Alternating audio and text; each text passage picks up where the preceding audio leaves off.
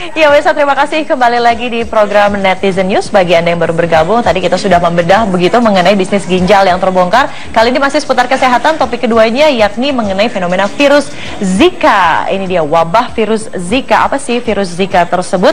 Saat ini dunia kesehatan internasional diramaikan oleh kemunculan virus Zika yang juga sekaligus menjadi headline beberapa pemberitaan. Bisa lihat di layar kaca pemirsa, virus Zika. Sejumlah negara Amerika Latin ya, tepatnya kini tengah dihantui dengan wabah virus Zika. Virus ini diduga yang menyebabkan bayi lahir begitu dengan kepala yang tidak normal atau kecil. Dan angka penderita dilaporkan terus meningkat. Brasil mengatakan jumlah bayi yang lahir mikrosefali, sebutan medisnya, telah mencapai hampir 4.000 jiwa sejak Oktober tahun 2015. Kita akan lihat dulu respon dari para netizen. Waspada virus Zika bagi ibu hamil. Bagi ibu hamil merasa demam dan baru pergi dari Amerika Selatan untuk segera mengecek ke dokter. Roy Sparinga sudah memberikan himbauan begitu bagi para netizen. Kita akan lihat lagi, Dr. Dimas Seto, hati-hati juga loh, soalnya di Indonesia juga ternyata sudah ditemukan virus Zika. Putri Rahel, virus Zika ini serem ya? Ya betul sekali, Putri Rahel, serem. Dan untuk membedah seberapa seram sebetulnya virus Zika dan sejarah virus Zika itu seperti apa, sudah hadir di studio Medsos Netizen News Dr. Windra Woworuntu, Direktur Pencegahan Pengendalian Penyakit Menular Langsung. Terima kasih Ibu Windra, silahkan di sebelah sini. Ya. Ibu sudah hadir di studio Netizen News untuk dikonfirmasi. Beberapa hari terakhir kita dihebohkan begitu dengan virus Zika, lalu kekhawatiran tentunya bagi para ibu hamil yang mungkin menjadi netizen atau menjadi pemirsa, bisa diceritakan dahulu apa sebetulnya sih virus Zika itu? Iya, mungkin saya jelaskan bahwa virus Zika itu adalah satu kelompok flavivirus yang penularannya itu melalui Aedes aegypti yang mirip dengan virus dengue. Oh, berarti jadi apa namanya, penularnya atau carriernya itu adalah nyamuk. Nyamuk Aedes aegypti yang juga ada di Indonesia. Oke. Ya, yang biasa menularkan demam berdarah dan juga dengue. Jadi dia juga menularkan yang namanya juga dengue. Jadi demam berdarah. Berarti ini kan gejala-gejalanya apakah memang mirip dengan demam berdarah atau seperti apa? Iya, sama seperti juga dengan demam berdarah yang sekarang kita lihat di masyarakat bahwa demam sakit kepala, kemudian ada bintik-bintik merah, kemudian bisa juga dengan gejala sakit sendi ataupun gejala lainnya. Jadi dia tidak spesifik seperti, tapi dia mirip dengan demam berdarah. Oke, ini kan yang lagi ramai itu kan di Amerika Latin. Latin, betul. Nah, di Indonesia tadi ada yang mengatakan netizen, wait, ada loh di Indonesia sudah ditemukan. Benar. Peredarannya di Indonesia seperti apa, dok? Sebenarnya secara tidak langsung ya. Jadi sebenarnya kebetulan ada survei yang dilakukan di Jambi pada tahun 2014. Mungkin Prof. Hera tadi malam sudah menjelaskan juga bahwa pernah dilaporkan di Indonesia satu kasus virus Zika ini pada yang tidak sengaja ya. Jadi survei ini tidak sengaja pada 108 orang yang virus dengue-nya itu negatif. Tapi ternyata dia dikonfirmasi bahwa ada positif Zika di Indonesia. Nah, disitulah pertama kali Indonesia melaporkan bahwa ada satu kasus Zika. Satu kasus di Jambi di tahun 2014. Itu pun tidak sengaja karena memang sebenarnya survei. Lagi survei. Oke, nah tadi kalau kita lihat juga diwaspadai adalah ibu hamil. Nah, kalau jenis kelaminnya pria dan juga tentunya pria tidak hamil dong ya, pria dan lainnya, anak-anak seperti itu, apa namanya simptom yang paling kelihatan dan juga risiko yang akan diderita oleh yang digigit oleh nyamuk Aedes aegypti tersebut terkait dengan virus Zika? Kalau virus Zika seperti yang kita lihat di dunia yang sekarang melaporkan, tentu kan kalau orang yang ibu hamil, dia bisa menularkan ke anaknya kalau virus ya Zika itu. Tetapi beberapa kasus daripada yang dilaporkan itu sebenarnya belum ada bukti yang kuat bahwa misalnya kalau dia terinfeksi virus Zika maka anaknya itu menjadi mikrosefalus yang disampaikan, kepalanya kecil tadi ya, yang mikrosefalus.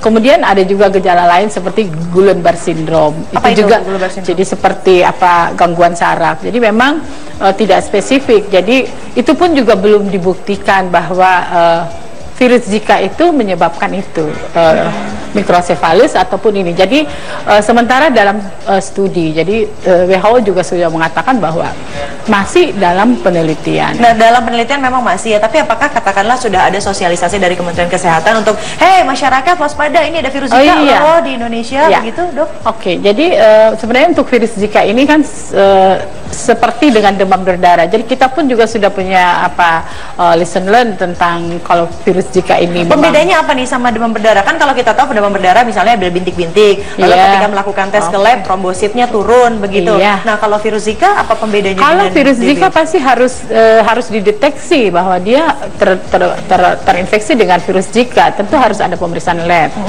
Tapi kalau gejalanya semua sama dengan virus demam berdarah. Jadi waspada nih ya bagi masyarakat. Jadi tetap kita adalah waspada. Oke, penanganan pertama nih selama studi ini yang harus dilakukan ketika nih masyarakat atau para netizen udah merasa nih kayaknya udah pegal-pegal nih, udah nggak enak badan. Penanganan pertama yang harus dilakukan oleh masyarakat. Kalau masyarakat sih harusnya menghindari kontak dengan nyamuk. Artinya penularannya karena nyamuk. Harus menghindari digigit nyamuk. Jadi berarti intinya menghindari katakanlah genangan-genangan air. Iya, kemudian itu berikutnya. Kemudian PSN dengan pemberantasan sarang nyamuk 3M+ itu sama dengan DBD. Bagaimana? Kemudian perilaku hidup bersih sehat, makanan yang bergizi, apalagi kalau untuk ibu hamil. Tentu yang merencanakan hamil juga itu sebenarnya dia harus waspada terhadap ini. Tapi saya kira tidak perlu kita panik kalau kita semua bisa mengantisipasinya. Jadi kita sudah punya demam berdarah itu sebagai pelajaran yang sekarang tentunya adalah yang kita gerakkan itu adalah satu rumah untuk satu jumantik. Jadi satu rumah itu harus juru pemantau jentik. Nah, inilah karena yang menularkan itu adalah nyamuk dewasa. Jadi yang kita harus sumbernya itu adalah bagaimana jentik ini tidak menjadi dewasa. Ini yang harus kita push terus menerus kepada masyarakat, sehingga dengan adanya pemberantasan sarang nyamuk ini, harapan kita tentu adalah bisa mengendalikan dia menjadi dewasa. Jadi tidak ada nyamuk yang bisa menggigit manusia. Oke, jadi pokoknya intinya jangan sampai kita tergigit nyamuk. Malah dianjurkan kalau bisa pakai lengan panjang, apalagi kan sekarang apalagi sekarang loh bahwa puncak musim hujan ini ada di bulan Januari dan juga Februari, begitu ya. Oke, kembali lagi ke virus Zika. Ini hubungan antara mikrosefali dan juga Zika sampai saat ini begitu masih dalam studi begitu ya. Tapi ini jumlahnya cukup banyak loh Bu, 1.400 begitu. Kepala WHO Margaret Chan juga memang mengatakan mungkin ada keterkaitan ini antara virus Zika dan juga mikrosefali. Iya, tapi memang kita tidak bisa sekarang karena itu dalam penelitian, dan memang benar Margaret Chan sudah menyampaikan hal ini bahwa ada kecenderungan bahwa ada hubungan antara mikrosefalus dengan Zika virus. Namun ini kita tidak bisa dulu men-state sekarang. Tapi kalau memang benar bahwa itu sesuai dengan hasil penelitian. Nah, berdasarkan hasil penelitian di tahun 2014 tadi Ibu mengatakan ada satu kasus begitu. Nah, itu proses pemulihannya seperti apa? Proses pengobatannya apakah sama dengan penderita demam berdarah? Dan katakanlah tadi kan ada keterkaitan juga dengan syaraf. Nah, itu seperti apa nih? Apakah memang kerusakan syarafnya hanya temporary begitu pada saat menderita saja virusnya masih ada di dalam tubuh, ketika virusnya sudah tidak ada berarti kembali normal kembali, Mbak? Jadi kalau virus Zika yang ditemukan itu sebenarnya kan sudah selesai ya, karena dia sebenarnya onsetnya 3 sampai 12 hari. Jadi kalau misalnya virusnya sendiri karena kan harus nyamuk ya, nyamuk harus ada nyamuk vektor untuk sampai dia tertular. Jadi tentu dia harus dipastikan bahwa dia benar-benar ada flavivirus.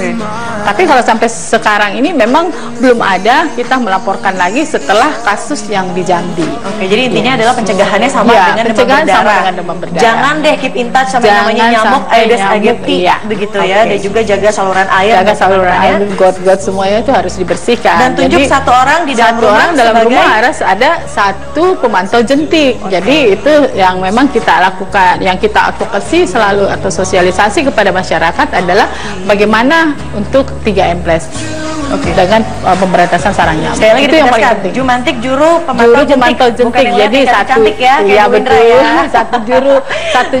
satu rumah satu jumantik. Itu maksudnya. Terima kasih Ibu sudah bergabung lagi di studio Medsos Netizen News untuk mengklarifikasi mengenai virus Zika. Dan Netizen News pemirsa masih akan kembali selepas informasi-informasi terkini yang sudah kami kumpulkan dalam Headline News pukul 12 waktu Indonesia Barat.